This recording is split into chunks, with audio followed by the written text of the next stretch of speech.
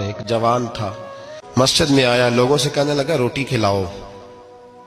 کسی نے توجہ نہ کی. اس نے کہا میں رب رب بتانے والا ہوں، میری طرف دیکھو تو صحیح. کسی شخص نے خیال ہی نہ کیا.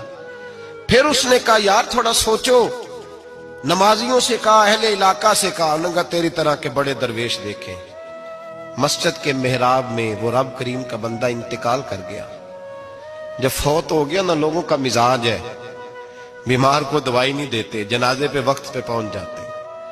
جب کوئی گر رہا ہوتا ہے تو سہارا کوئی نہیں دیتا. جب کوئی گر جاتا ہے، ٹانگ ٹوٹ جاتی ہے، تو تیمارداری کو زمانہ پہنچ جاتا ہے.